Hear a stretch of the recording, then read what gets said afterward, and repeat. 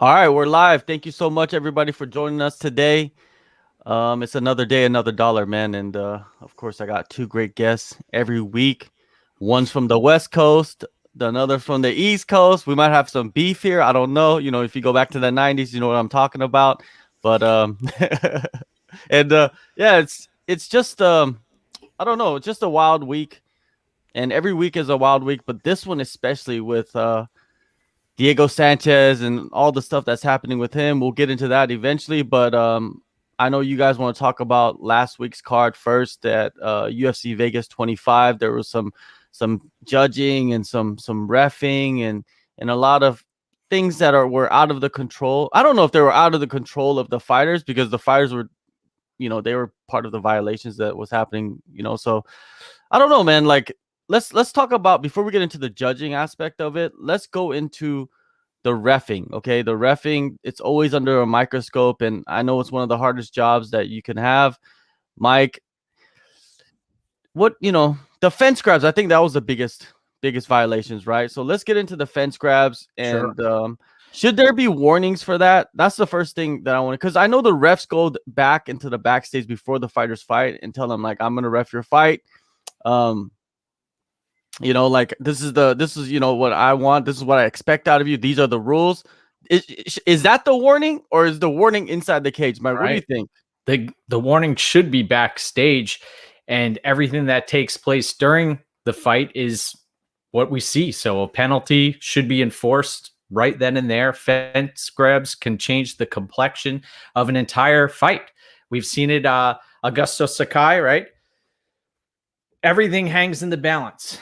And the difference between a win and a loss can change the trajectory of a career. So I'm all for taking points away right off the bat.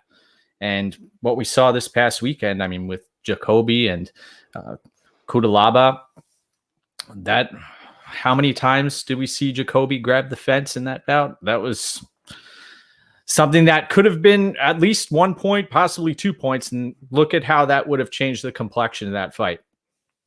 By the way, that judging of that fight, ridiculous how we saw that play out. Yeah, that's, you know, that's something that's really you know, I don't think people talk about it enough, but yeah, the point deduction, man, we don't see it enough, Drake. Why don't we see the point deductions enough? Are the referees afraid? I don't want to say they're afraid, but, you know, are they, you know, trying to avoid the criticism? But you're getting more criticism by not doing it too. Yeah, I don't know. It's definitely a very odd concept. I do like the idea though of, or, you know, the warning should come before the fight, and especially as time continues to go on, where we know what the rules are. You know that is a foul. You're not allowed to do that. Don't grab the fence in any fashion. But it's kind of, I don't know, if wishy-washy a little bit, I would say, because there's certain cases where, you know, the fingers just might go in the fence and, like, you don't necessarily grab or prevent anything, and you see warnings for that. I think that's fine, but in the case where it actually prevents a movement from happening, just penalize right away. And I think one of the best examples, I always go back to this when it comes to fence grabs, is when it takes or it prevents a takedown or something like that, where you look at the Jacare and Romero fight. This is the one I always go back to, when Mark Goddard took a point away from, it was one of them. I don't remember which one, but, you know, one of the guys went for the takedown on him, grabbed the fence, which completely prevented it. Like, you saw they were going down, but he grabbed and it totally stopped it. In that case, that's 100% point, no doubt about it. Take away the position, all that. We don't see that enough because, you know, we've seen where maybe one of those things happens, but both of them need to happen, I think. Whereas no warning in that case. We already know that you can't do that. So I think there are certain cases where, all right, if your hand's just like going in there because you're touching, like, it's kind of it's a reminder, I think, in that case, where if you're trying to wall walk and, like, maybe palms only, like, you're just trying to, you know, push yourself against the cage without actually grabbing it, that's okay. But, you know, the actual getting the fingers in there, I think that's something that's more of a reminder in that case. But in terms of actual point deductions, if you're using it positionally, that's the big part about it. How about Yeah, groin shots as well? I mean, that's another issue where we see it live. Veterans, I'm not going to go out and say that they, you almost get a free pass. You almost get a free groin shot in, and you get 5 minutes of recovery time for your opponent. And it again changes the complexion of the fight. Very rarely do we see a first groin strike that there's a point deduction. I don't remember ever seeing that, to be honest. That's another issue, and it's plagued the sport. When folks come out and they're gassing, they could potentially get a groin shot in and catch a breather and come back. And here's another thing. When groin shots happen mid-round, I've noticed if you go back and watch the judging and how things play out, the first half of the round prior to the groin shot, it's almost as if that didn't happen. That I've religiously seen judges score rounds for the fighter who wins the second half of the round after the groin shot. It's very interesting. Like a reset. Yes. Yeah. So it's interesting. And then we saw the Romanov fight recently where, there's been so many challenges on our hands, and it's just another layer of risk that we're taking into account when we're breaking down these fights. Well, I'm gonna look at it from the fighter's point of view, right? You're gonna do whatever you need to do to win, right? The fight, right? That's your job, and sometimes some fighters are on autopilot. You know what I mean? Like during a fight, sometimes they're rocked, and then there's, they're defending a takedown, and sometimes they don't know what's going on. They grab the fence, right? So in that case, I could see you giving them a warning, but at the same time, it is an offense, right? And you did give them the rules in the back. So like Drake was saying, if it's like they're pressing against it and the finger goes in, but long as they're not interlaced, and we've seen that in last week's fights, right? Where the fingers were interlaced, and it prevented takedowns, the completion of takedowns. The Jacoby fight, especially, remember he had him in midair, I think, and Jacoby grabbed the fence and it stopped him, right? From even like that was blatantly a violation right there. That was a point deduction automatically, right, Drake? No? I didn't see that, honestly, but I was going to mention, that reminded me of, and I don't think there was a point deduction in this fight, but you remember Aldo Mendez won when pretty much the same thing happened where Aldo was midair and he grabbed like full extension of his arm, preventing the takedown. I don't remember if there was a point deduction there. Obviously didn't end up mattering, but like in that case, oh yeah, how do you not take a point right there? So yeah. I think that generally, like what Mike was saying, first nut shot, just do a point. Just because then that's an extra strong reminder for the fighter not to make sure, be extra careful about doing that. You're not going to do it again, or get close to doing it again if you get a point taken right away. Same goes, I think, maybe more so for eye pokes, because eye pokes are, they're both bad, right? You don't want to say which fouls are worse, but like when it comes to eye pokes, nut shots, might be top, and then fence grabs, since they're maybe not as rare or easy to hit in all positions. But I think if you just make all of these instant point deductions, like, which they should be because they're illegal, like, then we won't have to worry about this. Just be strong with the rules, and I think we'll see it less. That's just kind of how it works, right? The most blatant fence grab I've ever seen was Kenny Florian against Sean Shirk. Double fence grab, and that Florian ended up losing the fight, but still he went for it. Yeah. In sports, it's all about the manipulation of the rules, right? It's right. Like that's what coaches do. Look at the down knee, the knee down rule. The down knee. That's all. It's not just about this sport. It's about every sport. Every sport, they're trying to find the loopholes in the rules, right? And I'm not saying people are doing it intentionally, but you got to take advantage of it when you can, and that's what the fighters are doing. But at the same time, the job of the ref is to combat that, right, and not allow that to happen. So if they do go out there and take points and show the fighters that are coming up in future events, like, hey, if you do this, we're going to take a point away. Look at my example of this fight. And the fighters will remember, fighters are watching the shows. So I feel like there's got to be precedent. These refs need to, I don't know if they're part of the union together or they just all separate independent contractors, but they need to come together and say, okay, we're going to start taking points away for these violations, because this is something that it's like a pandemic. I don't want to use that word too loosely, but it's just happening too much, right? And especially with these, like these DQs, right? Like you got, Aljo, the biggest one. Do you see Rug, his like acting skills in that fight? That was, the fight. I don't even think the punch landed. And it was supposed to be after the bell. He like got hit, it looked like, and then he pointed at the dude, and then he fell down, and then he was like injured, and then they had to carry him out. Did he get carried out? I didn't see that. Stretchered out. I saw he got stretchered out, right? So, my. so I think that was more of him being gassed. But and then last weekend, right? It was with Brenda Marcos, right? That fight, and a lot of people were saying that she was, acting, and I don't want to think that fighters are acting, but then at the same time, I'm always thinking about other sports, how you're supposed to manipulate the rules to win, and it could be possible, right? I still don't think Aljo was acting. I'm not on that side. Like, I'm pretty sure you guys might have a different opinion. Go ahead, Drake. No, here's the problem with that theory, right? About fighters faking it, and especially as we're, debating or discussing the rules here, is that nobody knows exactly what the referee's going to go with, whether it's, them deciding that was intentional or whatnot. You're not guaranteed a win if you take a dive like that. Like Luana Pinheiro was not guaranteed a win. It could have been a no contest, something like that. So to do that is just stupid. Like, it's just not a good idea. And especially, let's look at that fight in particular, that case.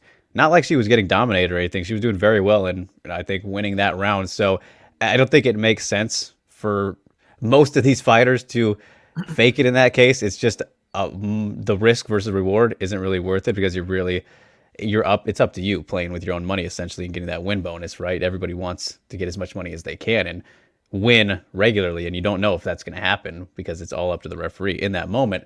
So yeah, man, and it's easy to point fingers, as the fans will do, and say that, this person's faking, look at how they were reacting, but the only person who knows is the person who was on the receiving end of it. And, just literally weeks ago, we saw somebody get concussed from a push, not even in a fight. So shut up, man. You don't know what these fighters are feeling. They're in the fight themselves. There's a lot of, adrenaline and things happening to the human body in these moments that you have no idea. You probably have no idea what's going on with them. So I just don't think the faking thing in pretty much 99% of cases makes any sense to fake it. All right. And I also just wanted to interject that perception is reality. And when we watched Pinheiro last week on the broadcast, one of the commentators pointed out that the first thing she asked was, "Did I lose?" As if she was coming to, and that she deserves some credit in that regard. And also, she was ragdolling Marcos earlier in the fight, so it wasn't. She didn't necessarily have to take a way out, and it's a tough call. Tough call, because then you have Aldo's where he took that flush knee straight to the dome. And, we can speak about how he handled it in the cage and how he's ran with that afterwards, and he gone full on heel. So it has set a bad precedent for the sport afterwards, but folks who are living with this in the moment, it's ironic how it's continuing to happen. And then we have Weidman, getting his leg kicked in the way that we saw it happen versus Silva too. It's just history's repeating itself right before our eyes. It's wild, man. So wild that that Weidman situation, and I'm like it to me. Weidman is must see TV right now. His whole recovery, he's doing this like mini doc series thing, about it, and I'm watching every single minute of it. I think it's very interesting. But going back to that card, the referee, it needs to get better. It seems like Herb Dean was under the microscope for a long time, and now no one's talking about Herb Dean. Everybody else is the target, right? Mark Smith, I believe that's his name, right? I don't really pay too much attention to the refs' names, but I think Mark Smith's under the microscope now. Well, ideally, we shouldn't know the refs, right? In a perfect world, we shouldn't be talking about the refs. We shouldn't know who they are. They should be invisible essentially. But the fact that we know pretty much every referee in MMA, that's not necessarily a good thing, you know. Well, they introduced the ref before the fight, so That is true. That is fair. Fair enough. Right. And what's interesting though is each of them has their own tendencies, especially when you have like Goddard, for instance, the way we have referees who tend to stand fighters up relatively early. They may say, work, work, work. I want to see you work, even when somebody's in side control. And that can play a factor, really. Yeah. And also, like, even with remembering a fight, like, I could remember a fight one way, and then you guys can remember a fight a totally different way. And one thing will stick out about the fight for me, and another thing will stick out about a fight for you. So it's like we look at it through different lenses. But one thing is clear. We need to start penalizing fighters for violations because, man, it's like you guys said, it's altering the results of a fight. Because imagine if that takedown, was complete, he could have went in there and finished that fight, right? And at the same time, he could have got right back up, but we don't know because he didn't get the takedown, right? Like takedowns are so important for certain fighters, you know what I mean? And also for winning the round too, probably. Which I don't know, man. I think if you get a takedown, it shouldn't be worth so much. I think you should be able to get the takedown and create some damage. Then it's worth something. But judges are judges. So that leads into the judging from last week. You know what I mean? A lot of people were up in arms, and there's one person that is a flying individual, right? We know the name. We've heard that person's name many times and all over the place, and yeah, just criticism everywhere, and they keep bringing them back. And you know what? I think the root of the problem is the commission. That's the root of the problem, because the commission's the ones that bring all the judges in, right? And it's very clear that they don't know what they're watching, right? They don't understand what's going on in these fights. And if you're a judge, right? This is a question. If you're a judge, Mike, and the referee doesn't take a point away, could you factor in the violations, or is it like against protocol? I would think that would be against protocol, considering the fighter did not get penalized. And if you were to take that upon yourself, I would think that would be going against the grain big time. I would not advocate for that. So, like with this Kai Kamaka TJ Brown fight, it was a great fight, but there was a bunch of fence grabs. It was very apparent, and even without it, a lot of people felt that Kamaka won that fight. Hey, do you remember a fight where you go to MMA decisions and every single person that put in their scorecards put it in for one fighter, but the other fighter won? Has there been that situation before? Cape and Nicolau recently. Oh, really? I think Murphy and Andrea Lee was also another one. That was in Texas. Yep, I remember that one. GSP Hendricks as well, I think, believe it or not. I believe everyone was on the Johnny Hendricks one there. It was Adelaide Bird like judging all those fights too. What was going on? Surprised. I'm sure Chris Lee was in there. Yeah, Chris Lee. Yeah, so how did you judge it, Mike? The TJ Brown Kamaka fight? When I'm judging fights, I think worst case scenario. I thought worst case scenario, it was 29-28 Kamaka. That was worst case scenario. And then we had a 30-27 that was announced. And I was like, oh, okay, all right, that makes sense. And then the other two judges came out and said Brown won. I was like, all right, how is that possible? We saw he got in the second round, rocked, and Kamaka actually followed him to the ground. And then I noticed that Brown, he would give up position for submission, and this happened multiple times. He could have won the fight, but so many unforced errors on his end that ended up really changing the tide of the fight. And I think 29-28 Kamaka would have been a fair scorecard. I don't disagree with the 30-27 Kamaka. I really think that would make sense in a lot of people's eyes. But to give Brown that fight, you think about a fighter's purse, and if they're making 15 to win, 15 to show, that's that's big money to them. And that's a tough loss. That L goes on their record. So it's really, really tough to swallow for them. Oh, yeah, that was rough to watch that take place. And I didn't have a play on the fight too. I was just watching it. And I think the folks on you talk about a bad beat, the folks on the Kamaka side got one. What is your take? Yeah, it's just I thought it was a very, very competitive fight, but in my eyes, I felt like Kamaka was winning that fight. He was winning most of the exchanges, and TJ, he had his moments, man. He had his moments in that fight. If I remember correctly, and I probably don't remember correctly, the third round, TJ did have a few decent moments, right? But Kamaka was controlling and winning the round mostly.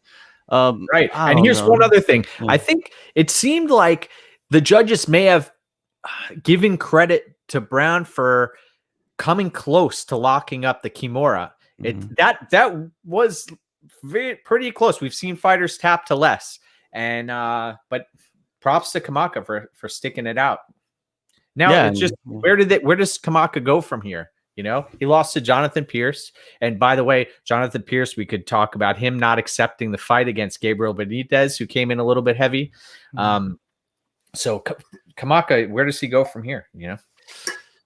I don't know. I think they're gonna give him another fight. I don't think he's not gonna go anywhere. I think he's gonna be in the UFC. I think he'll probably bounce back and get a good opponent and win. You know what I mean? I think that he's still growing.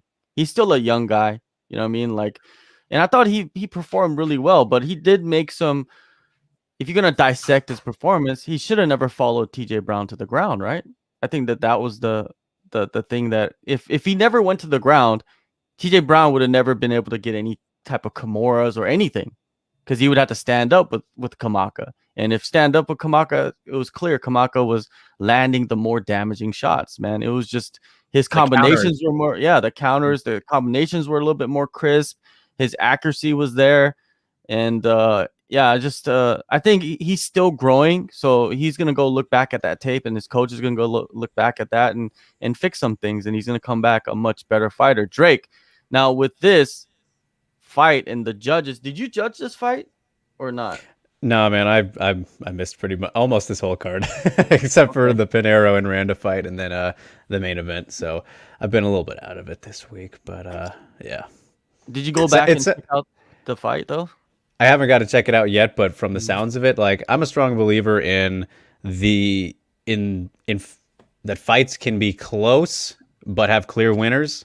This kind of sounds like the case to me, so not quite a robbery, but everyone seems to think that it went in one direction for the most part.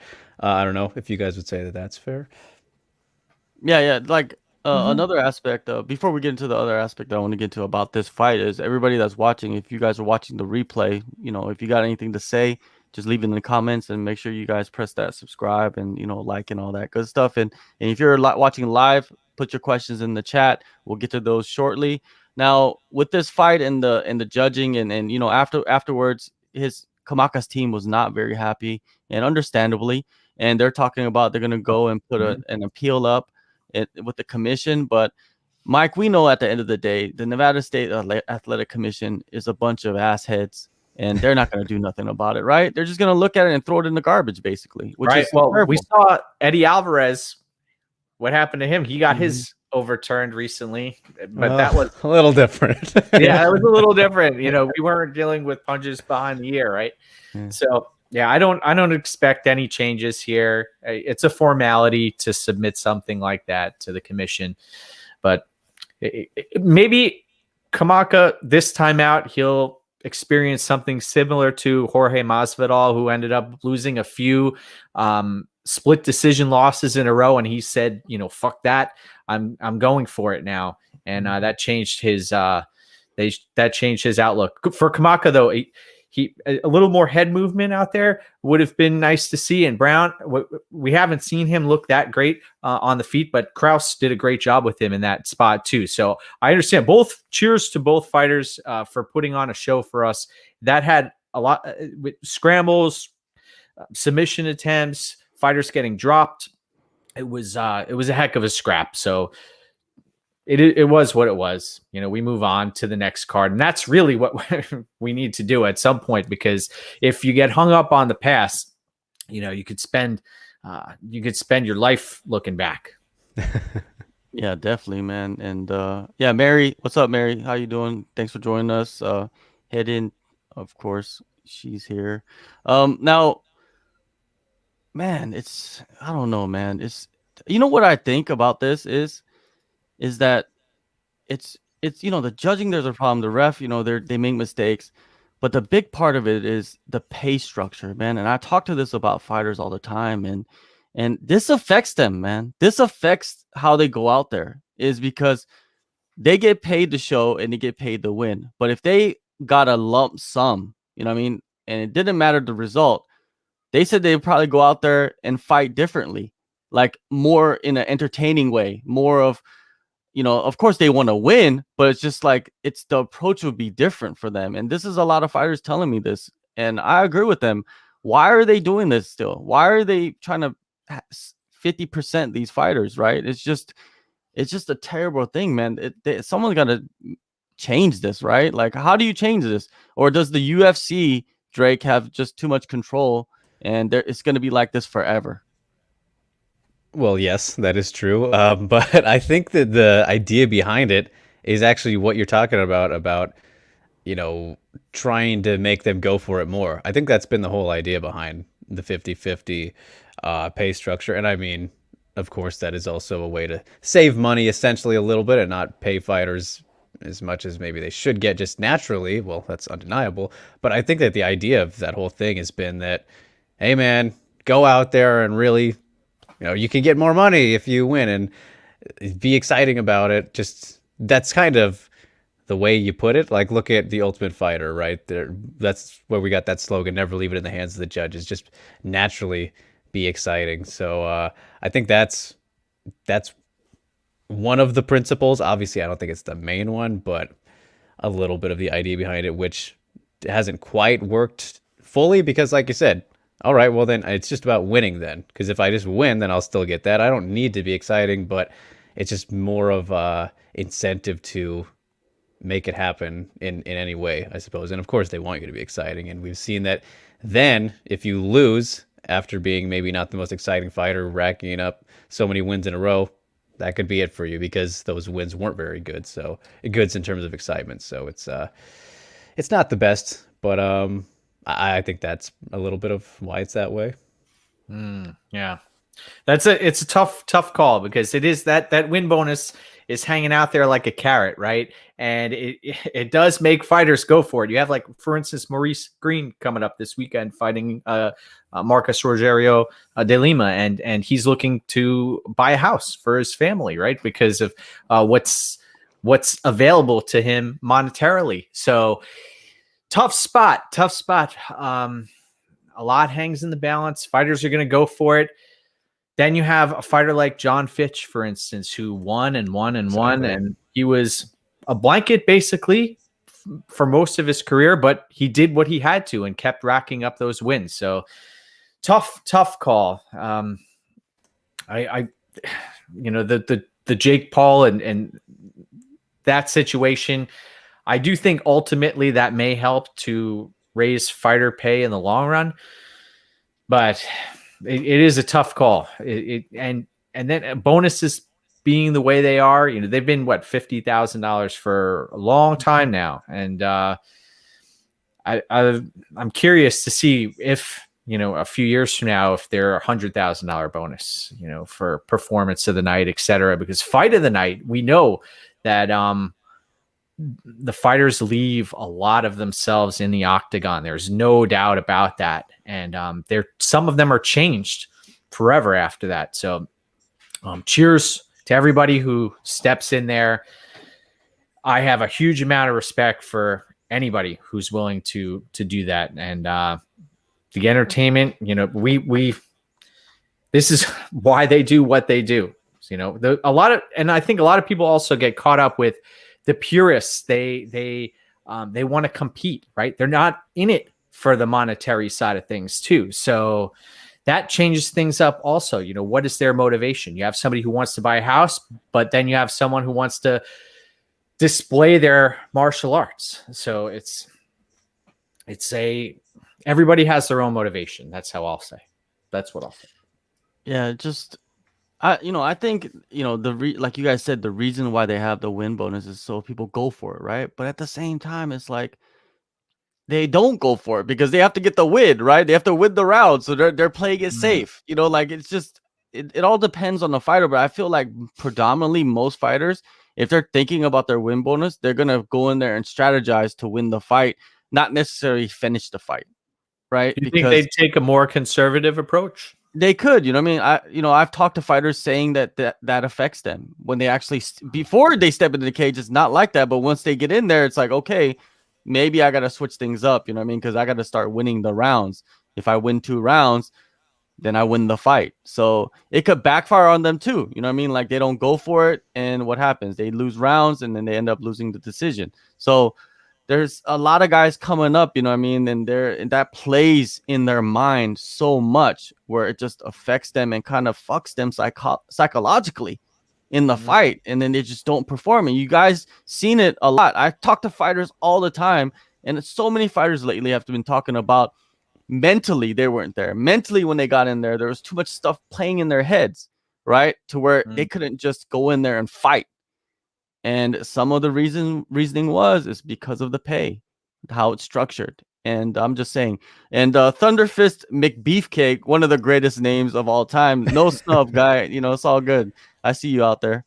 What did he say? He said there should be a finish bonus instead. I think so. I think that should be there. I think that fighters should get a lump sum. And if they do finish the fight, they have a bonus in their contract for finishing fights, right? Sub, KO, whatever. And I think that would change the dynamic because the fighters, they know that they're going to get paid this lump sum at the end of the day. And then if they go in there and entertain and finish, then they get a bonus for that in their contract. I think for managers or whatever, maybe that's something that they can look into, right? Because contracts are different for everybody. We don't know the details of every single fighter's contract, right? I don't, so I think somebody should go in there and maybe make that precedent and change something with that. And it all starts with the fighters and the managers, right, who deal with the UFC. But there's Bellator, and who knows what their contracts look like over there, and PFL, and I know that the PFL is paying really good. That's why a lot of guys have jumped ship and went over there. Bellator is paying really good. I've heard some ridiculous numbers from Bellator fighters. Like, what? Really? That much? I could not imagine that much. I'm not going to reveal anything, but some ridiculous like 7-figure like amounts. So yeah, it's just I think I'm all about getting the fighters paid way more than they get paid right now. You know what I mean? And changing that pay structure. So if we continue talking about it, maybe something will change, right? But until then, we'll just keep talking about it and keep going, right? WMMA scene, what's going on? Now with is there anything else that came out of this last week's card that you guys felt like was something that was worth talking about? Oh yeah, Mike was talking about Jonathan Pierce not accepting the fight when Gabriel Benitez was 5 pounds overweight. But then, Mike, there was Benitez came out and said that they were trying to restructure the contract ahead of the fight or something like that, and they were trying to make the fight at 150, but Pierce didn't want to do that. Yeah, I heard. Did you hear that? Well, I saw on the news that Gabriel Benitez mentioned that he was going to miss right prior to or as fight week was developing. So it puts Pierce in a really tough spot. I can't obviously speak for him, but I cheers to Jonathan Pierce for standing his ground. That's how I look at it, because those 5 pounds, you have somebody who could potentially, that's a huge advantage. I always think back to the Yoel Romero, the Rockhold fight, the Whitaker fight, where he misses, and just imagine that extra, pound that you have to cut or that he has to cut. and he's so drained, how that would affect him in his performance the following evening. Now you have somebody who misses by 5 pounds, and they're coming in fresh as a daisy when you've made the contracted weight. Tough pill to swallow. I think what you just mentioned does change things a little bit, because of the contractual obligations, but his entire training camp was done under the guys that it's going to take place at 145 pounds. Right. So, who knows, it's really a tough spot to be in for him. But then you think, all right, is it worth accepting 30% of a fighter's purse, to potentially give your opponent an unfair advantage? And is that loss, if you do lose the fight, right? I know everybody's determined to win, but if you do lose that fight, how does that change things, long term? And if you're on the chopping block, I know he was coming off of a win over Kamaka, right? But it does change things. And I'm all for, I think I remember John Dodson turned down Munoz, right? That was the last fight I really remember where a fighter came in overweight. Munoz missed because they didn't have hot water, right? He couldn't use the bath to cut weight. And Dodson was in Brazil, right? And they took he decided not to fight there. But I can't remember when was the last time something like that took place, where somebody missed and they turned down the fight. I don't even remember that even happening. But one thing that for this situation is that, I interviewed Jonathan Pierce before this fight, and he mentioned nothing about that. But I think that happened during fight week or like a week out or something like that of, him notifying the team that, he might not make it. But like you said, Jonathan Pierce was in camp to make 145.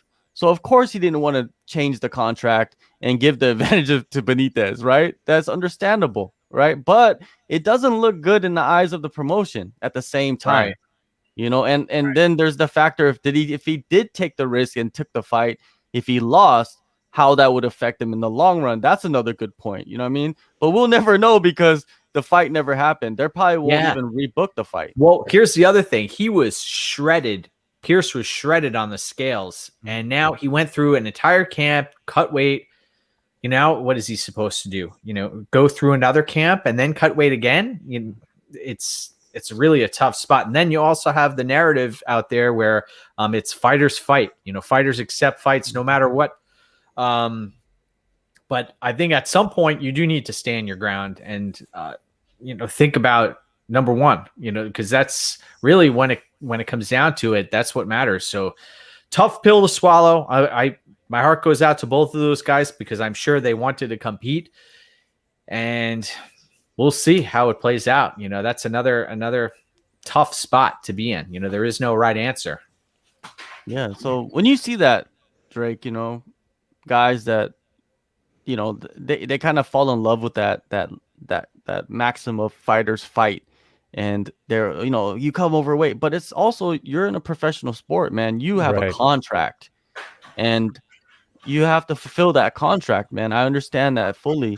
So should the fighters take a more of a business approach to it? Even though they did cut the weight and they did go through a camp, because they do have to get paid, and the only way to get paid is to fight.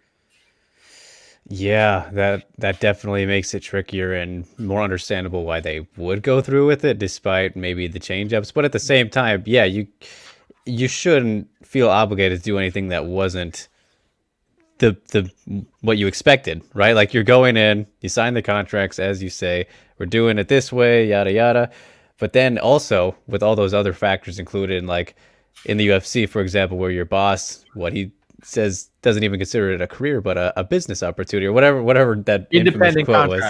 Right, whatever you want to call it from Dana's point of view. It makes it a lot tougher for these guys. But I don't fault anybody for not agreeing to do something that they really shouldn't have to, when that wasn't originally how it was set up. And then it kind of goes back to the whole union thing, which we won't get into necessarily because that would go on forever as it does. But yeah, man. And I think that also something when it comes to weight specifically, and rules and regulations, all that kind of thing, as we were talking about earlier with point deductions and things alike, why not make weight miss penalties a little bit stronger? I've always been in favor of that. 30% is still not enough to where people really make sure that they don't come in, overweight, or even don't take the fight if that's even a risk, right? I think we'd see a lot less of that if we were to go up to like 50%, or you want to get crazy, go above that 70, who knows? And yes, of course, then it's like, oh, you can't take away the fighter's money from that. You can't do that to them. Well, then, don't miss weight. It's like it goes hand in hand, and they should get paid more no matter what. So that shouldn't even have to be a worry. There's just so many little things that go into it, but I think that's something that, when it comes to weight cutting in particular, you could throw that in there, if you wanted to. I'm a huge fan of the point deduction if you miss weight. A 1 point deduction if you miss weight. First round, you're down. We're taking a point. I think that would be a huge measure to set things in the right direction. You have Ludovic Klein, right? He took on Shane Young last time out, missed weight by how many pounds? I think at least 5 pounds. And then Shane Young accepts the fight. What else is he supposed to do? He's a warrior, right? And then he gets his head knocked off and, takes the L, doesn't get his win bonus, gets 30% of Klein's purse. Was it worth it in that spot? And then you have Israel Adesanya after his main event win, and he's talking about that. That was the topic of conversation at that moment. So I think if you took a point away, that would change the landscape dramatically. I know it seems very extreme to do something like that, but I really think that's what needs to happen. Otherwise, you're going to have fighters come in and miss big time. And you had Sabatini, who was supposed to fight Alvarez and missed by an entire weight class. Sabatini busted his ass to cut weight and make that weight. So it's a really tough spot to be in. But I don't know who they have to talk to get something like that to actually happen. But in my eyes, that would be a number one on my list.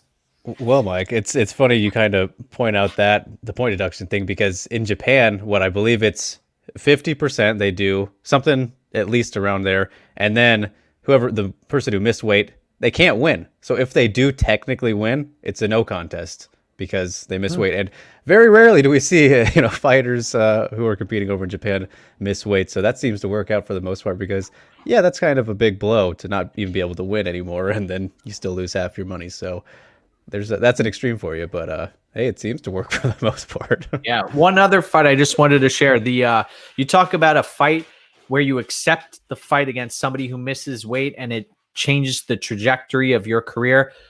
Josh Emmett versus Jeremy Stevens. That was another one where Josh Emmett came in and was, that was a tough spot to be in.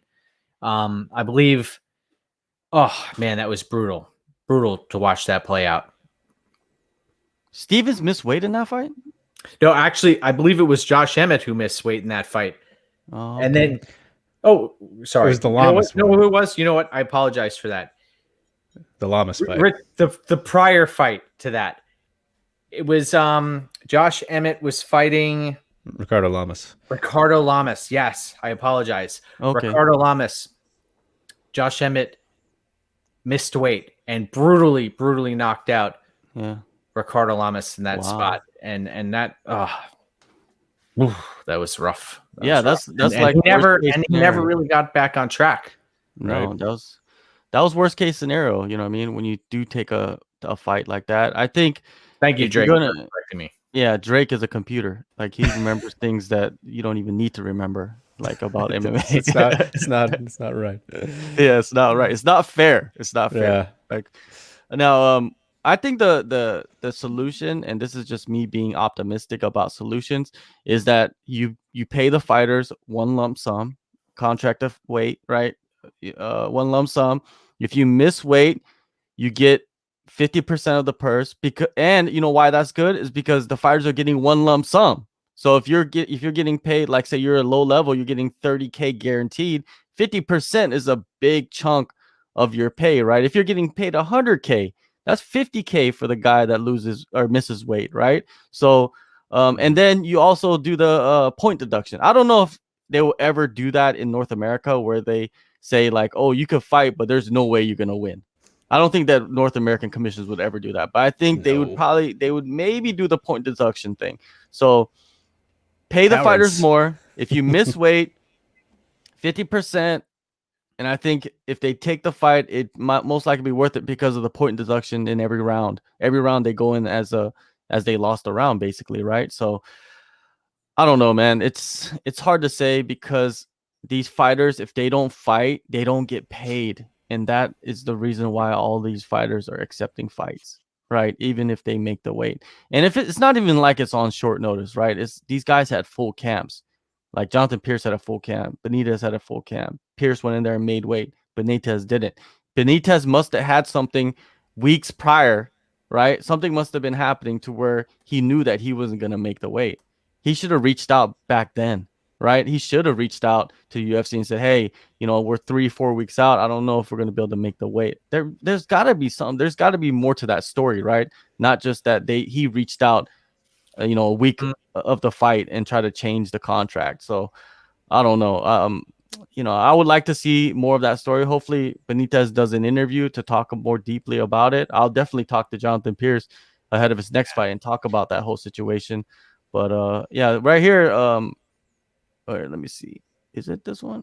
Yeah. So what do you guys think about adding weight classes though? This is a topic Mary Chang is talking about, adding weight classes. Do you think that will fix it? We'll start with you, Drake. Do you think more weight classes will fix anything? I don't know. No, I think we have a perfect amount of weight classes right now. I mean, it would be nice to have it where all of them were within 10 pounds, like obviously the higher weight classes, lightweight through heavyweight, which that's not the case. I guess lightweight to light heavyweight kind of more so. But it's just a matter of, man, it would be nice if all fighters didn't feel obligated to try and have size advantages or, weight cut at all. That's kind of the thing. It's on them. You don't have to weight cut. You can fight at your natural weight, but people feel better not doing that. It's just kind of the nature of the game, unfortunately.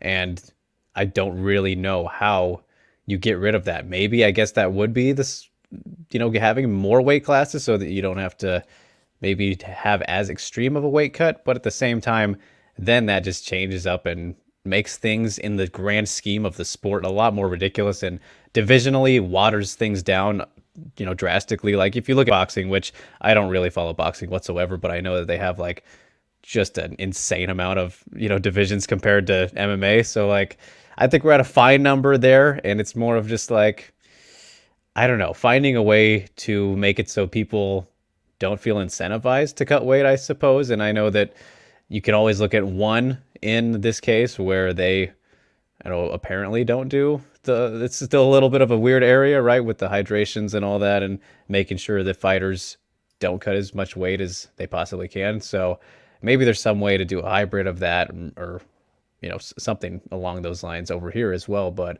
I don't think that more weight classes is necessarily the answer. It could be, but I don't know. I think there's something that could be done before that, maybe. Mike, anything you could add to that? I think the only move would be eliminating women's featherweight and adding atom weight. That's about it. I'd leave everything the same. You don't want to dilute the amount of talent pool that's out there right now. Yeah, definitely. And totally fair. If they did add some weight division, I think that weight between middleweight and light heavyweight would be that one spot. Maybe you could put something there. And a lot of people talk about the 165 pound, but I don't think you need that. I think you could just leave it at 170. If you could make 170, I think that's good enough. I don't know if that extra 5 pounds will help anybody. Right, and then we have Kevin Holland's taking every darn fight at welterweight and middleweight. So, give other fighters an opportunity. Exactly. Now this this last couple days, man, has been pretty wild. Nate Diaz, Alan Bones Jones talks about it right here. But Nate Diaz, he sustains a minor injury, which is funny to me because isn't Nate Diaz the guy that was clowning people for pulling out due to injury Every time. every time, right? And he sustains Poirier did that. minor injury, not even like an injury, minor injury, and It's so minor that they could rebook it instantly. Exactly. they knew when they could push it back to, which is very suspect in many ways, right? And they pushed it back and they put it on this UFC 263 card, which just makes it phenomenal, right? It makes it great, Right. but it's a huge blow to 262. Now, should Leon of I know why Leon Edwards rebooked this fight, because it's Nate Diaz, right? It's a guy that he knows he can go in there and probably has so many advantages and the money, and if low he risk, beats high him, reward. exactly, right? And you don't have many of those at the top of the game. Low risk, high reward opportunities, but he does. I understand why he rebooked it. But Mike, does this make sense? Like Alan Bones Jones says right here, he says they should have made Colby versus Leon 5-round co-main event instead of the Masvidal Diaz. Well, I'm talking about like this fight. Should they have just took Nate out and just put Colby in there since Colby's ready to beat up everybody? Oh man, it's too early to give Masvidal a shot at Leon, right?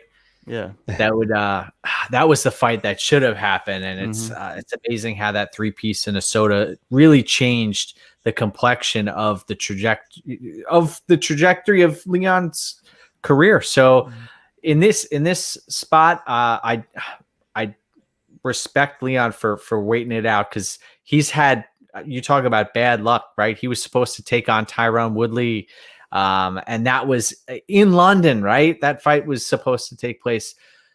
Oh man, he needs to stay busy, whatever it takes to stay busy. If it's a month later and he takes on Diaz, fine. My heart goes out to also the folks who had Leon Edwards in this first matchup, because when the fight gets postponed, if you have a bet on that fight, it typically gets canceled, and then you have to make another wager, and the odds have changed dramatically. Some folks had like minus 275. Now he was at one point a few days ago minus 500, a minus 500 favorite, so 5-1 favorite. So changes from that Edwards. Yeah, from that angle. Wow. Now, was this the right move, Drake? Would you have wanted to see Colby versus Edwards, or Masvidal? Of course, it's just too quick for him to turn around. He just was knocked out like completely, like really bad in front of everybody.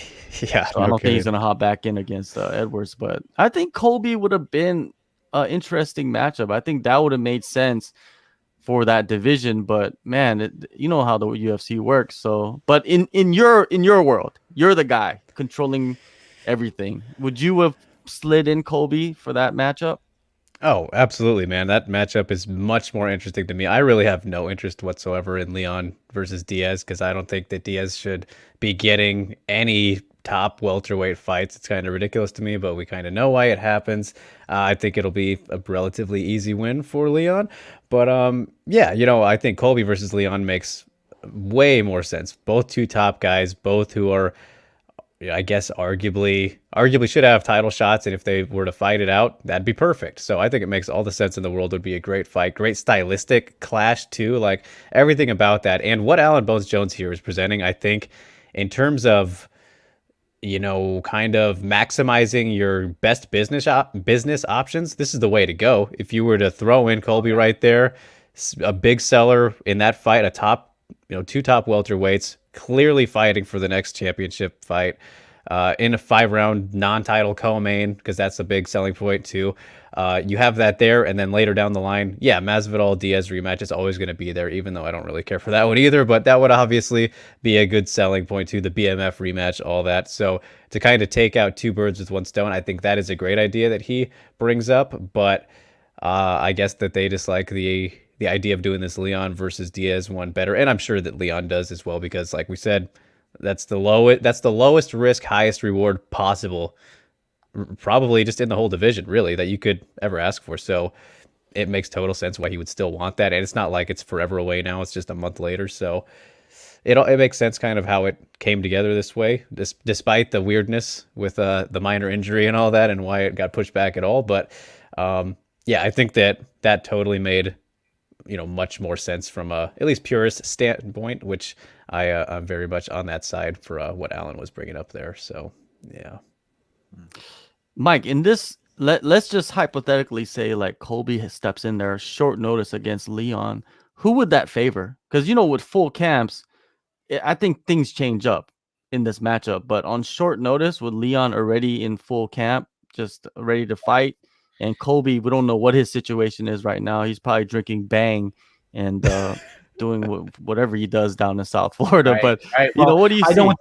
I don't think Covington, when it came down to the negotiation tactics, I don't think Covington would get what he wanted to move forward with the fight like that. But I would favor Covington in that spot, to be honest. I think that his pressure, especially over 5 rounds, is going to be too much. I do think that he gave Usman everything he could handle in that spot. And you talk about groin strikes, right? That was such a huge groin strike that went. It was a groin strike that potentially wasn't a groin strike and changed the complexion of the fight. Really interesting, but I would favor Covington in that spot. I wish they would make up that fight, to be honest. But it's a closely lined fight, but I think Covington would be the favorite. Rightfully so. Yeah, right. Yeah, Covington is an animal. Like, there's no denying that. The guy's pressure, his striking is not the best, but it just works with the pressure that he brings. And then there's always threats of the takedown, and he ragdolls guys, and that's why he was able to go deep with Usman, take him to the deep spots, right? With Usman, even with the broken jaw. You know what I mean? And I think that that's the toughest matchup for Usman in the division right now.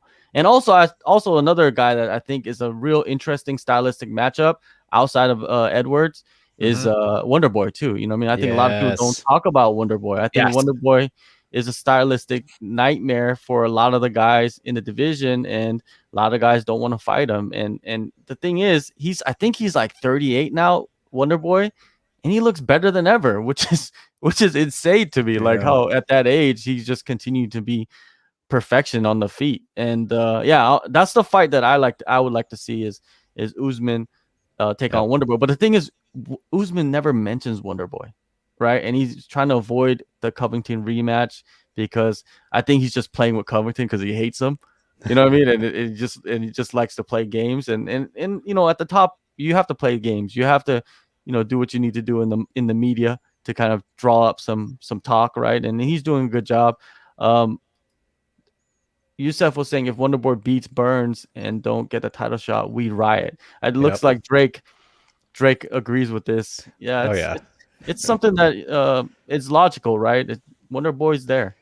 Dude, I think that Wonderboy should have got the title shot in this last fight over Masvidal. I think that, when you look at how Usman's already beaten pretty much everybody here, even Leon, he was the last loss Leon had. And yes, that was a while ago, and so it is a fresher rematch, but like Usman has really beat a lot of the top guys that are not named Wonderboy and Chiesa, who apparently he is interested more in fighting Chiesa than mentioning Wonderboy, as you said there, John. But I want to see Wonderboy, the puzzle that is Wonderboy, against Usman so badly, because that is just somebody that he's never faced anybody like him, and he'll never face anybody like him again afterward. That's just the kind of guy that Wonderboy is. And man, I don't know. I feel like he's in this weird spot where it's very difficult for him to get back there. But if he does beat somebody like Burns, which is very possible, Burns, no joke, that's going to be a great fight in its own right. Yeah, man, you got to give it to him. And I think that there's a lot of moments where, if you look at this past rematch that Usman did have with Masvidal, and as great as he looked, and I thought Masvidal actually did. I think it's fair to say he did better than the first fight. Despite getting knocked out in the second round, he came out there pretty sharp. There were moments when, Usman swung a little wildly and left himself very open, where I was imagining, like, if Wonderboy was in there, a head kick's going up. It's going up just to see, like, make a pay in a heartbeat, less than a heartbeat. Right. Yeah, exactly. That's how quick he capitalizes on those openings and those moments. So that's a matchup that I'm just dying to see, man. So I hope that we do get to see it before Wonder Boy is gone. And it's weird, man. With a guy like Wonder Boy, too, you could argue that he's only lost twice in his career. Matt Brown and Anthony Pettis. You know, the guy arguably should have been champion, I think. So it's just one of those guys who I think as time's gone on, maybe doesn't get as much love as he should have. We gave it to him a lot on his rise up when he just had that one loss, but he's still incredible. Yeah, the win over a young Robert Whitaker as well. Right. And you talk about a one-trick pony. He put a lot of work in with Weidman and the crew. And the fight against Masvidal does not get a lot of credit amongst fans. It really gets swept under the rug. But that was a masterful performance. And then the Luque fight. Everybody should go back and watch that. I mean, that was a clinic. It was impressive, very impressive. So, and it's sad that you have somebody who's on the cusp of, you know, in their late 30s. And I hate seeing talent sit idle. And that's what we're really watching right now. I hope he gets a fight too. He was in Weidman's quarter last weekend. So hopefully we get him. We see what happens against Burns, and then he gets rocketed up if he can get past Burns. So looking forward to that one. It's a big spot though with that card. So you would think like he's primed to, if he gets a win, I think in any fashion on 264, the McGregor Poirier trilogy. Like assuming that's co-main, you know, it should be at least the fight below it or at co-main. That's prime for him to, you know, capitalize on that, I think. Mike, what do you think's behind the Chiesa thing? Because that came out of left field. It's great for Chiesa, right? Yeah. Chiesa's just sitting there, not even thinking about a title shot, probably, and all of a sudden he's in the midst of possibly getting one in June if he's ready. Yeah. Like, is that something that they're just throwing out there just to play with Magny and RDA and here comes Usman. Yeah, that's really interesting how that works. I have no idea, to be honest. I was kind of caught off guard by it. I didn't see him as a contender, but maybe they're seeing Styles make fights. I want to see how this shouldn't matter, but I'm sure they considered how this fight is going to sell. I mean, you talk about putting fannies in the seats though. Covington versus Usman too. I mean, that, you know, that's the way to go. I don't know. You know, they do their own thing. I don't know how it happened, to be honest. Do you have any inside intel? I have no idea, but I'm pretty sure Chiesa's at home, like, send that contract, because you cannot pass up the opportunity of fighting for the title at all. Nowadays, you know, like, look at Wonder Boy. Look how long he's been waiting and continuing to fight, and he still hasn't got it. So when that contract comes, you cannot skip a beat. You just got to put that pen to paper and get in there and face the champ, even though, you know, you might not be at 100%. Who cares? That's what they always say. Nobody's 100%. Now, I don't know. I think Leon, he's in a good spot, man. I think the UFC is doing something great for him, and he needs to take full advantage of it. He needs to go in there and destroy Nate Diaz in one round, like in the first round, and just put everybody on notice. Undeniable that he's going to get the title shot next, right? Because they always promise these guys title shots, and guess what happens? They don't get the title shots all the time, right? It's like, yeah, you go win this fight. You know, the UFC told me that I'm going to get a title shot, right? Right. How many times you have Poirier, right? Yeah. Poirier turned down a title fight to take on McGregor for a third time, and now McGregor's kind of he's pulling the strings here. That should be interesting. Yeah, and also, like, you know, I was talking to Frank Mir about this before his, you know, fight on Triller, and I was asking him about the value of the UFC title. Is it as valuable as it was in the past? And he said McGregor has changed that. McGregor has changed the value of the UFC title. It's like you want to go chase the McGregor fight more than you want to go chase the title, because Poirier is showing you why. It's because the money is more important in the long run than that title. And also Poirier is sitting in a good spot because he won the interim title. So he does have a belt at home. Right. So he doesn't really need to prove anything to anybody. He's been a world champ. But do you consider the interim champ the world champ? That's another question, right? So let me ask you that, Drake. Interim champ and undisputed world champ. Is there a difference? Well, absolutely. There's a reason that there's an undisputed champ, and the interim champ's only there because the undisputed champ's busy with something else. So yeah, there's a big difference, I think, and we saw that when the interim champ took on the undisputed champ. So, just kind of how it is. But it's definitely a better case to be made now that that undisputed champ has gone away and is retired. But then at the same time, if you really look at it and the win over Connor, yes, incredible performance wise from Dustin, but like Connor's a guy who hasn't really been around too much lately. And like, should we give that win as much credit over the name, as we should have? Because Connor hasn't won at lightweight since Alvarez, right? Like in 2016. Like, just in terms of a lightweight guy to beat, Connor's not the best one anymore. So I think that when you look at what we're actually getting, Chandler versus Oliveira, that makes complete sense for the guy to be the new best lightweight. Now that Khabib's out of the picture, that one just kind of how I'm viewing it. Yeah, no, I echo your sentiment, Drake. You think about all the interim belts, Colby Covington, Carlos Condit. It's been a tough sledding. I always wonder how that works contractually, heading into those fights, because they won it fair and square, but for whatever reason, the champ couldn't defend their belt. And then you have like Aljo right now, who's out with, potential neck surgery. And, what do we do in that spot with Hyon, waiting, staying active? It should be interesting. Then we have Figueiredo against Moreno 2 coming up soon, right? Yeah. Yeah. Okay. Interesting. So that 135-pound belt, though, that should be interesting how things play out in the near future. All right. Now, keep coming with the questions, guys, and we'll get to those, some of those eventually. And, I see you guys' comments. Yeah, a lot of you guys in the comments make sense about, the title shots and where they go. And we'll see what happens. You know what I mean? With the other big story that's going on right now is the Diego Sanchez situation of him and his guru or his coach, his doctor, his everything, right? He came in and just replaced the whole team.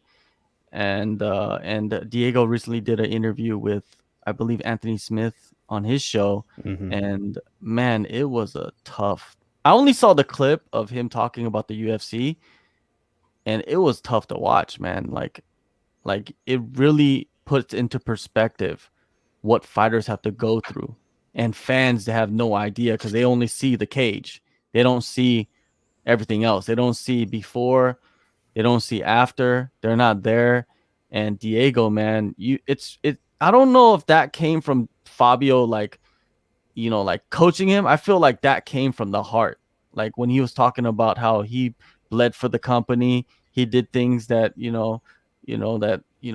couldn't believe for this company. And I don't think it's just Sanchez. I think most of the fighters do things for this company, that don't get rewarded, in our eyes.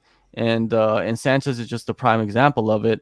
But there's a lot of mishandling, of course. There's a lot of it going on, right? So, with everything that's transpired in the last week, Mike, what is your just overall, dissection of what's going on with Diego Sanchez and the UFC and Joshua Fabia? Oh, it's honestly, it's sad. It's sad that it's gotten to this point because in my eyes, he is a legend. He has a lot of class. You go back and watch all of his fights. He's got a full catalog of bouts there, and kind of went off the deep end over the past few years. The Michelle Pereira fight recently, that was a tough pill to swallow. And then to watch them carry the cameras into the fighter meeting, I think that really was was uncharted territory and really ruffled a lot of feathers.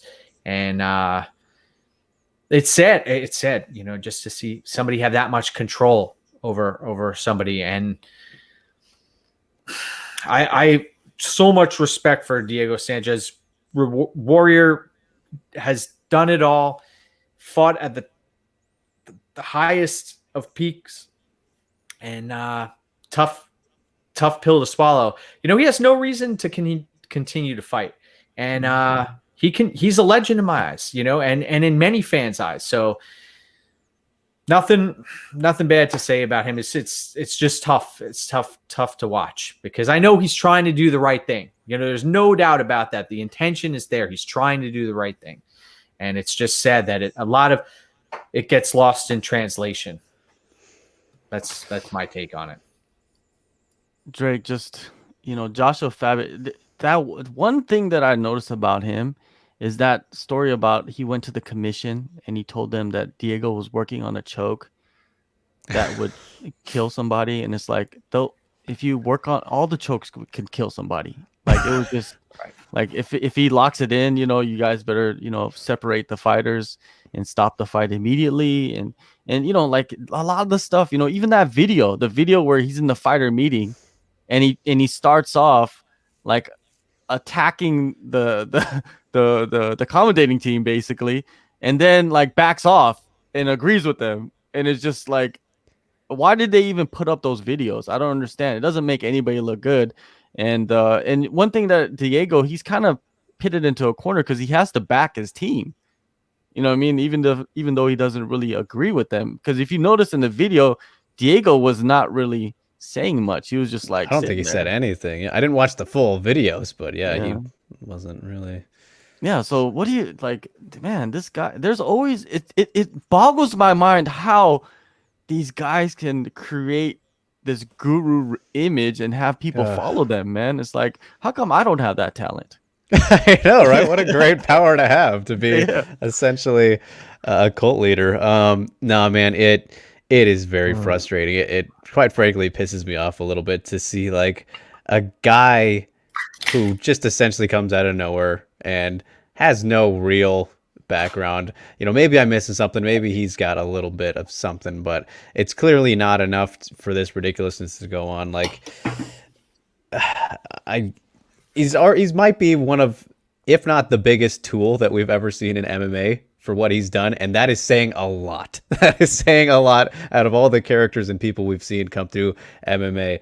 But the fact that he practically single-handedly ended the historic 16-year run that Diego Sanchez had in the UFC, I mean, that speaks for itself. Like, it's really frustrating to see and incredibly sad for Diego. But then at the same time, I do see the side where it's like, well, Diego let this guy into his life a little bit, and so it's on him for, you know, even working with the guy in the first place, which I get. But I don't know. Then I don't know if you saw, John or Mike, you know, the video that Spencer Fisher's, not his coach, but the guy who's in touch with Spencer Fisher, made a video talking about his experience with Fabia. And he brought up some good points too about how, like, well, at the same time, we necessarily don't know the good things or the positives that Fabia has brought to Diego's side. And in fact, like, we all go through our negatives and low points maybe, and what Diego is going through, a divorce or whatever. So like, maybe, you know, Fabia has been there for him during those dark times, which that's great. You know, everybody could use somebody like that. But then at the same time, we've seen that he's clearly manipulated it for his own gain. Like, when we look at these videos, whether it's the fighter meeting, the Matt Serra encounter on Fight Island, this fucking prick makes it about him, dude. It's more about him and how they're talking about his character and what he's doing for Diego than it is Diego. And yes, he does mention Diego and like put some respect on his name, but it always revolves around what he's doing for Diego and kind of that aspect of things, which, you know, no coach or manager should be doing that. You should be in the background. You should not be as in the front of the cameras as you are being, and confronting these people who have just 10 times the amount of experience in the sport and, you know, could just handle you if they wanted. Paul Felder, Matt Serra, like, the audacity, right? Like, it's insane. The ego on this guy, which, you know, good for him to have that. Like you said, John, it's a great power, I suppose, but it's very frustrating to see like the corrupting of a legend's mind, essentially.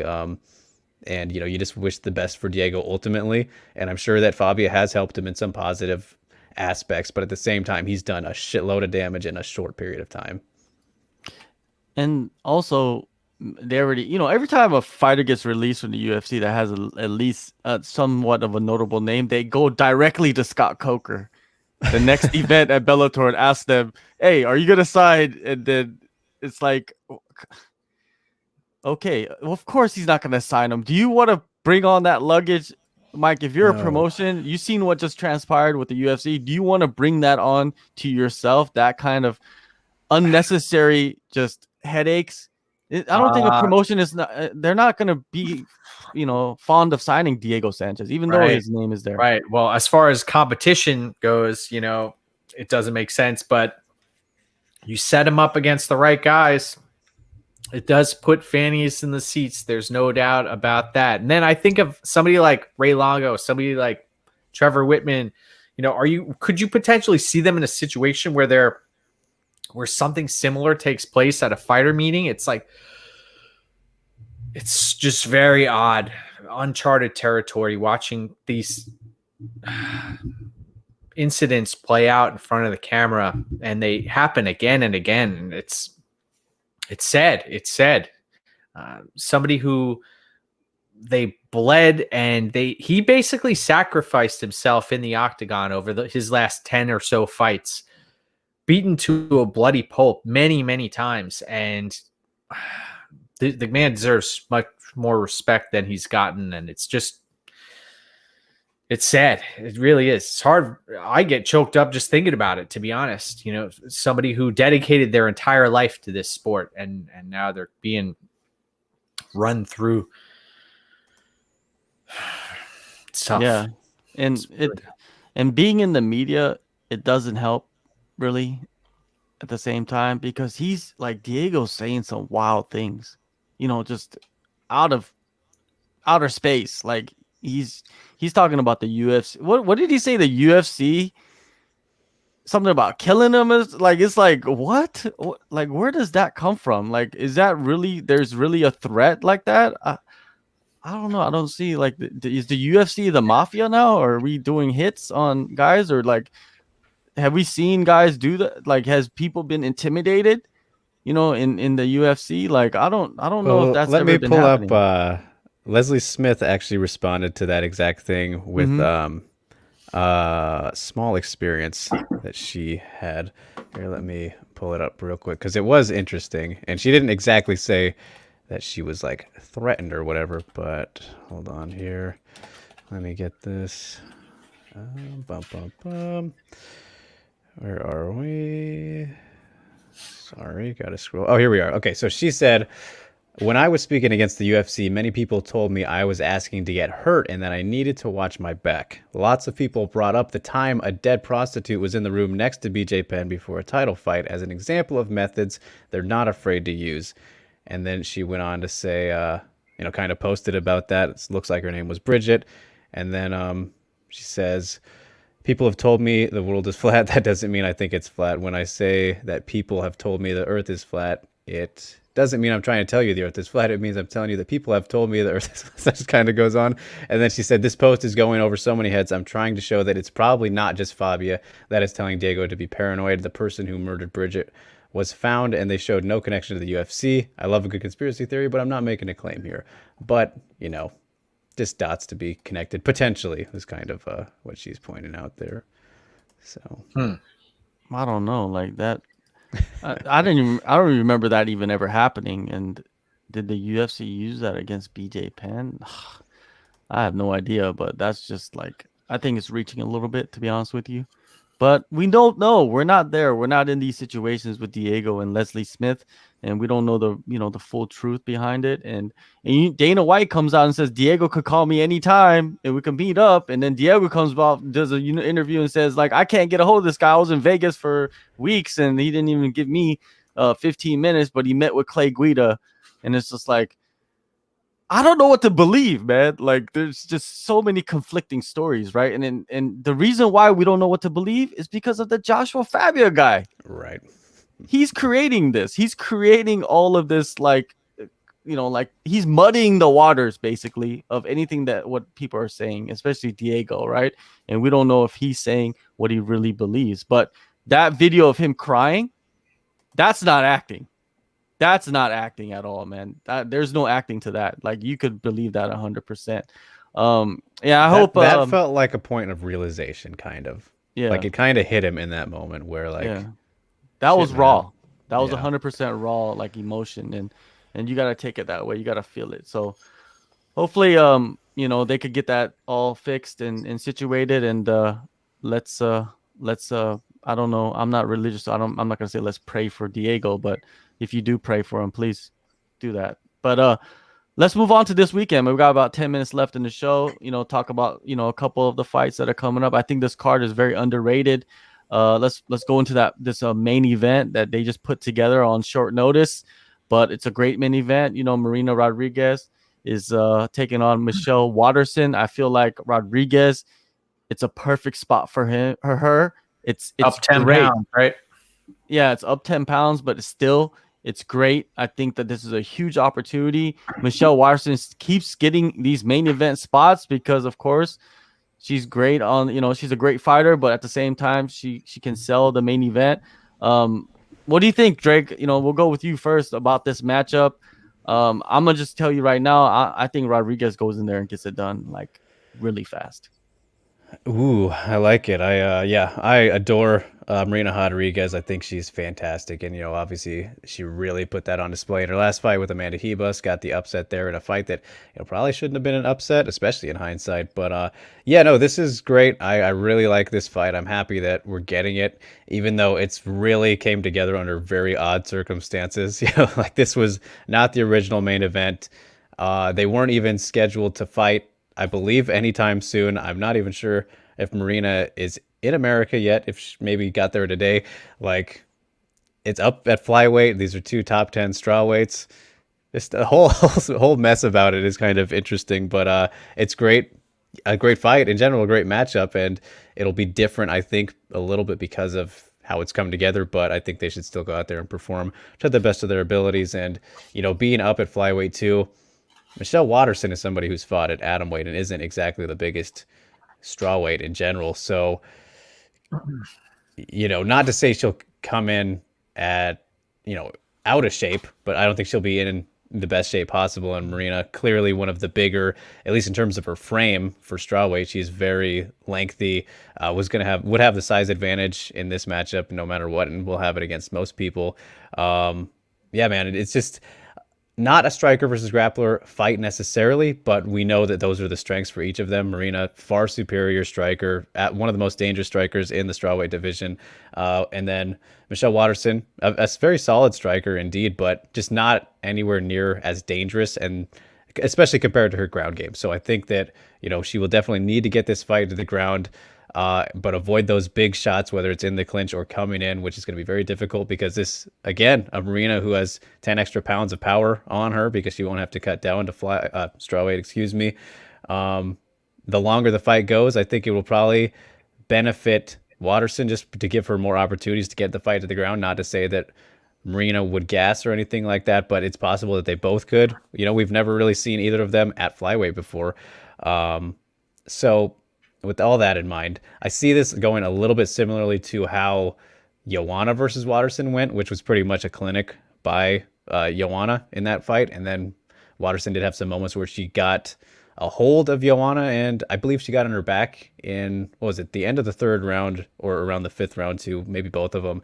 So I think she could have moments like that, and that'll be where the fight's most interesting. But for the most part, I just think Marina's going to have her way because she is very talented, very hungry, driven to climb the ladder, and she's kind of the forgotten woman, I feel like, in the mix of the 115-pound next title contenders. Like, she's right there, man. Mackenzie Dern kind of jumped over her with that last win, but you look at everybody up there, everyone's forgetting about Marina, and this is a great spot for her in a main event to really get her name back out there after winning on the opening fight of that main card with McGregor and Poirier. So I think she's going to be highly motivated. Great matchup for her to shine. As long as she doesn't get caught up in anything on the ground. So, yeah, I agree with you, John. I think Marina will pull it off. I don't know about a decision, about a finish, excuse me. It's if anybody's going to get a knockout, it's definitely going to be her. But I could see this going all the way, and either way, I'm going to pick her. Mike, play Wow. doctor, man. Dissect this thing. No, Drake, you put it so eloquently. Thank you. I see this fight. I think Rodriguez does deserve some credit for surviving the entire round under Amanda Ribas. Right.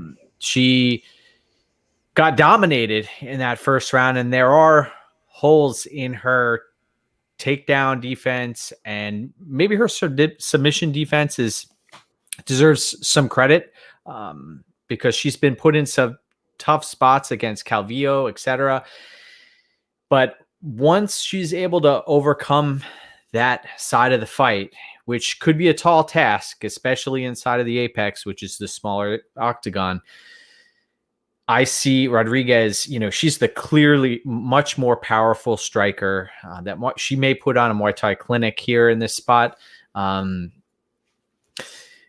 longer this fight goes, I see things a little bit differently. I think that we may see Rodriguez at space really pick Waterson apart. Though the early portions of the fight, I think we are going to see Waterson trying to, we may see a head and arm throw. We may see that be successful early in the fight. But the longer this goes, I think we are going to see Marina Rodriguez run away with this and potentially end this fight inside the distance via strikes. Amanda Ribas, I know she's been finished before, but Waterson, she doesn't take damage very well, too. You watch the later the fight goes against Joanna, former champion, etc. She's been beaten, and even against Rose, she was in a tough spot. This is a totally different matchup, but from what I've seen from the tape and preparing for this bout, Waterson potentially early, and then Rodriguez the later this fight goes. That's the way I see it playing out. Well, Mike, we'll stick with you. Like, when you look at, I'm going to give 3 fights, and you tell me which one. Please tell me the Hawes Dawkins fight is on your list, because I watched your interview that you did with Kyle and with Phil. That's an interesting bout, but please go with. Yeah. So there's Kyle Dawkins versus Phil Hawes, which is a phenomenal matchup right there of 2 guys coming up in the division.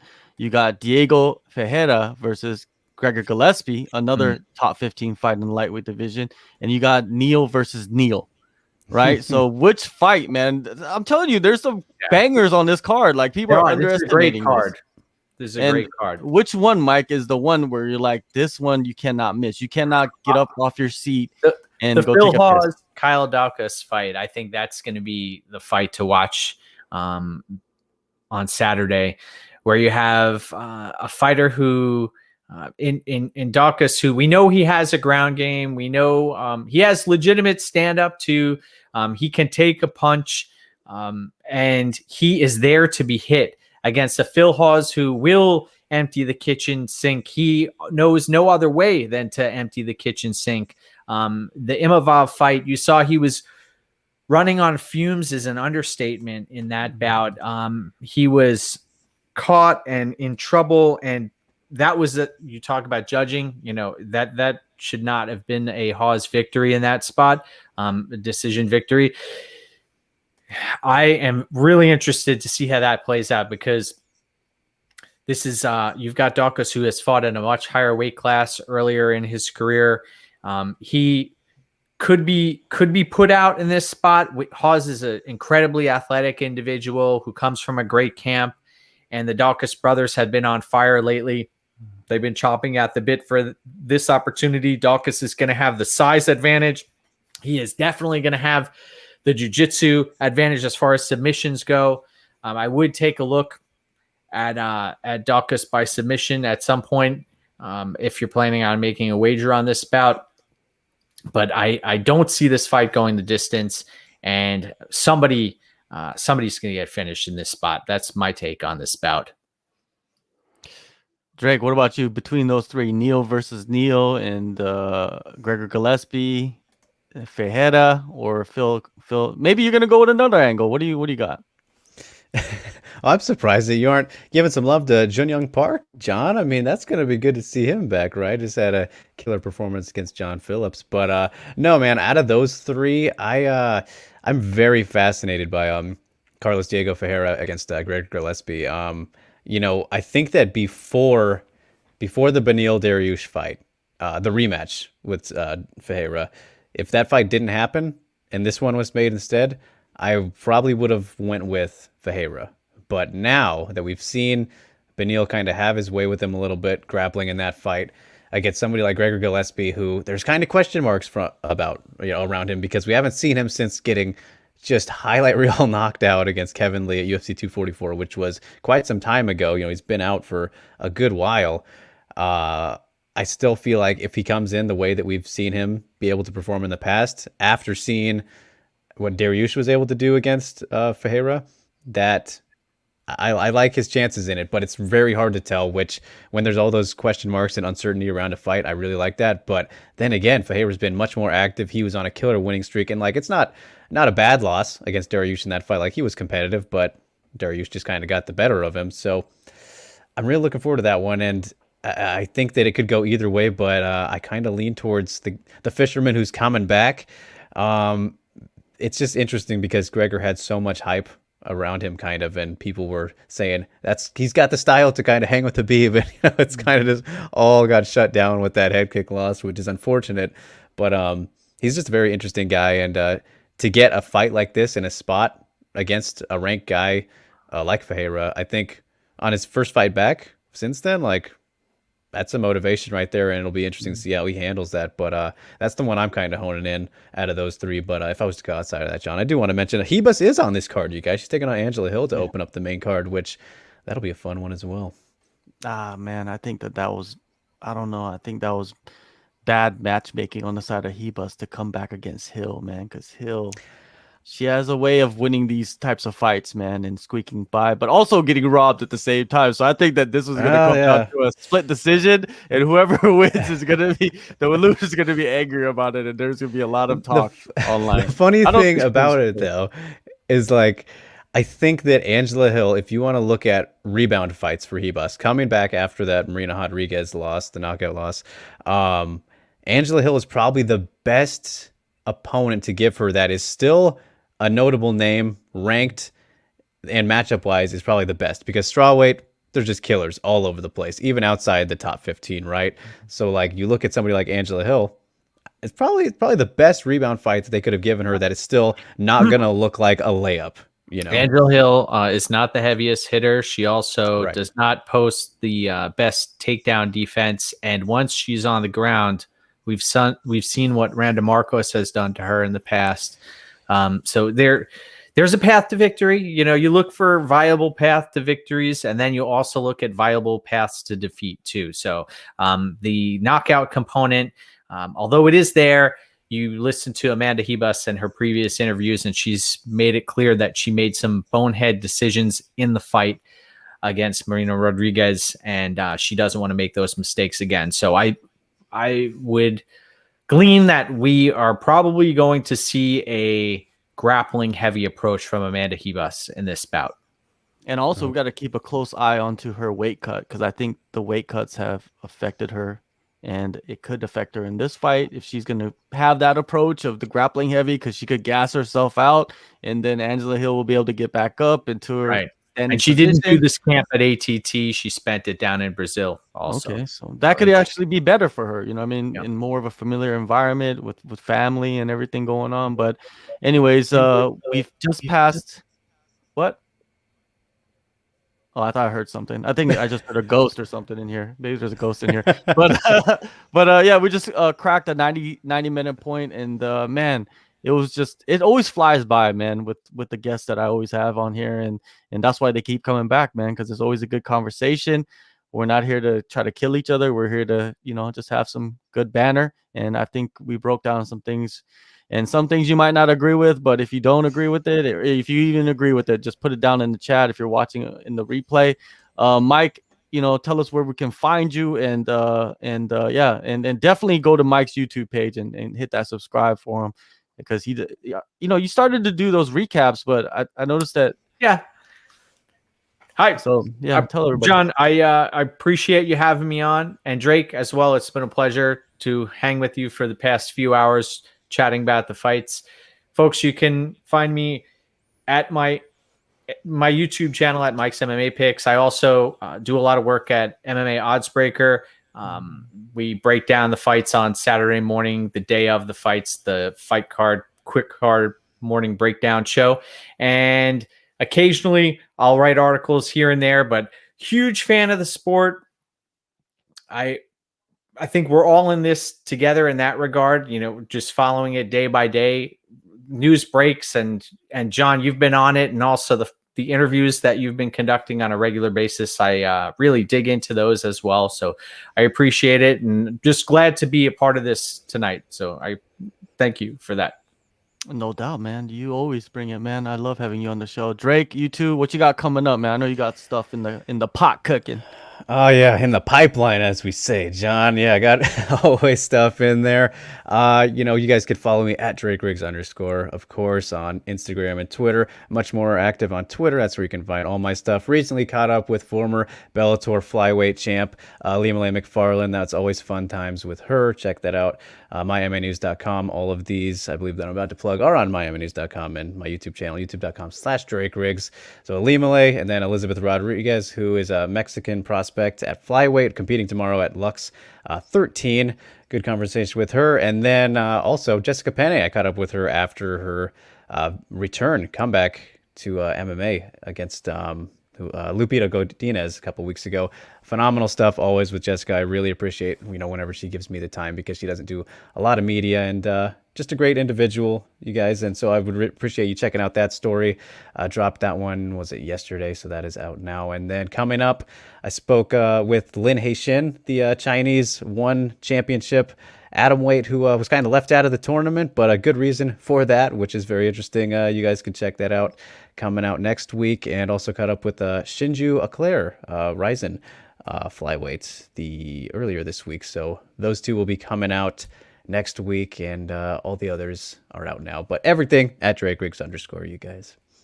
Definitely. Now, for me, I like to plug my stuff a little bit, since it's my show. Like, so this weekend's card, I got interviews with Phil Hawes, Tafon Chukwi, Mike Trezano, Kyle Dawkins, Christian Aguilar fighting this weekend? Yeah, he is, right? Yes, him, Diego Ferreira. That's, I don't even know how many that is, but a few, right? For this weekend's card. I also got a good interview that I did with Rumble Johnson, who's fighting tomorrow night, I believe, in Bellator, making his return after 4 years. The guy he's chilled as can be, man. Too bad he's not fighting Yoel, but I think that he made a good decision by taking this short notice fight. Sometimes you need a little restart, still, but it's also a tournament too. Yeah, still a tournament. So you advance, so you got to do it. And then who else did I just interviewed Shane Burgos, Christos Yagos, who's fighting in a couple weeks. I think he just got a late replacement fight with Sean Sorianos. That's good news for Sean, man. He's been outside the UFC for a while, and I feel like he's a UFC caliber fighter. He's getting this opportunity, so it's great to see. What else do I have come in the works? Junyoung Park, he's fighting this weekend. I got him.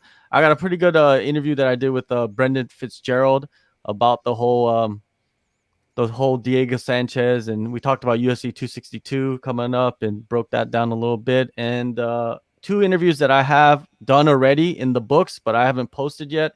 One is Jack Hermansson. He's coming back at UFC 262 against Edmund Shabazian. Yeah, Shabazian. Jack is already in Houston, so that's good to see.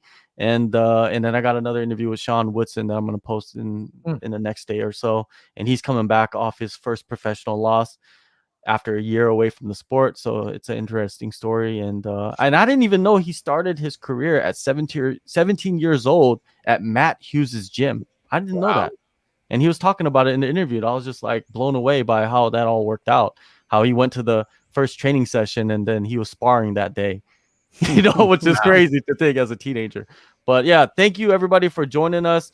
Thank you, Mike and Drake, for coming on. You guys are always so courteous and kind with your time, and everybody else. We'll see you next week with another pair of guests, and enjoy